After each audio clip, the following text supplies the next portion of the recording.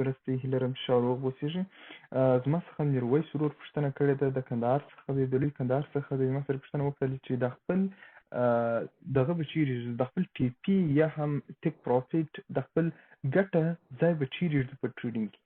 ګورئ ما دلته زه دې ته یو ټریډ د خپل دا ښیم چې ما پرون تېره هفته اخیستلی و، 10 تاریخ د دوشنبې ورځ ما یو ټریډ اخیستلی دلته.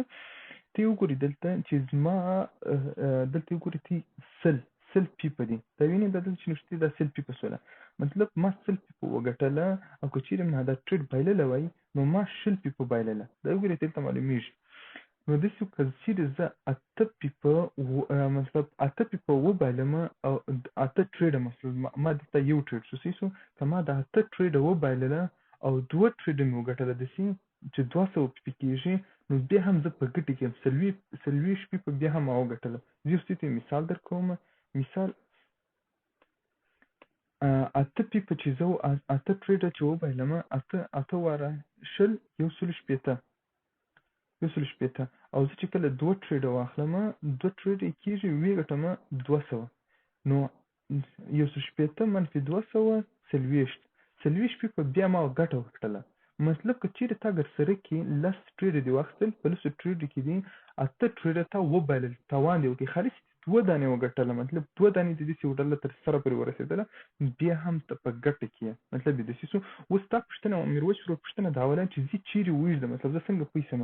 میرویس وروره دا ستا پورې اړه لري چې ته تر کوم ځای پورې ګټه غواړې. مطلب زه اوس دلته راځم، مثال موږ کوم رقم خلک اوس ګورو، ما دلته ځان ته یو نوټ جوړ کړی دی دلته ګوره چې زه به په هفتې کې 2 دانې په د ورځې 2 سټاپ لاس وخورل، مطلب که مې 2 ټریډه د ورځې وبایلله نو زه به نور ټریډ نه کوم، او که چیرې مې په هفته کې 2 ټریډه وبایلله زه به ټوله هفته ټریډ نه کوم. او زه باید پوه شم چې بازار چیرې روان دی، او زه باید دا ما بل نوټ دی چې زه باید یو په 3 کې واخلم یا یو په 4 کې واخلم، او زه بعضې وخت حتی یو د 5 نه هم اخلم. مطلب تاسو یو د 5 مطلب څه شي دی؟ مطلب یې دا دی چې زه که وبایلم 1% بایلم، او که چیرې وګټم نو زه 5% ګټم، مطلب یو په 5 کې زه ګټه کوم. مثال تا یو چال واخیستل په 20 روپۍ، او یو ځای کې که د تاوان وکړي 1 روپۍ به تاوان کړي، او بل ځای کې خرڅوي 15 روپۍ، مطلب تا 15 روپۍ ګټه وکړه چې 15 یو ځای کې تا 6 روپۍ، مطلب ته 15 چنده د هغې ګټه کوې. داسې حساب زه 15 چنده ما بعضې ټریډ کې 15 چنده ګټه کړې ده، داسې حساب دی. یو په 3 کې مطلب یې تا 3 چنده ګټه ته اخلي، داسې حساب دی. اوس دلته زه اوس ګورئ ما دلته اوس 15 چنده ګټه اخیستې ده، مطلب یې دا که چیرې دا ټریډ خو ما ونه بایللی، که چیرې مې بایللی وای نو ما خالص 20 پیپه بایلله، لکه دلته چې څنګه ته ګورې 20 پیپه، او که چیرې ما وګټئ اوس ما 100 پیپه وګټل. خو په دې کې بعضې ټریډونه چې زه نه درېږم سر دې ځای پورې، دا زما د خوا یو عادت راته جوړ شوی دی، زه په منځ کې پرېږدم، منځ کې ځینې وځم، نو دا ډېر غلط دی، داسې مه کوئ، ښه په ځان باور ولرئ 100%.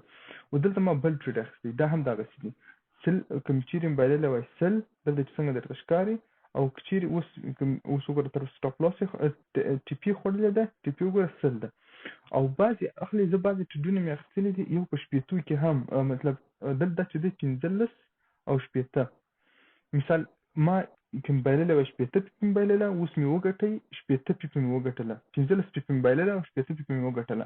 مطلب یې دا شو چې یو په 4 کې، مطلب 4 چند 15 چې 4 واره کې 80 کېږي، نو دغسې ما هم یو په 4 کې ګټه په دې پورته کړه. نو دا ولو د نننۍ ویډیو هیله لرم چې خوښ شوي مې، او دا یې د میرویس ورور ته ډالۍ. میرویس ورور هیله لرم چې دې نه لږ ګټه پورته کړي، او کوم سوال چې هیله رامانه په ټلګرام کې په انسټاګرام کې فردي کې راته کولی شي. السلام علیکم، تر بلې ویډیو پورې.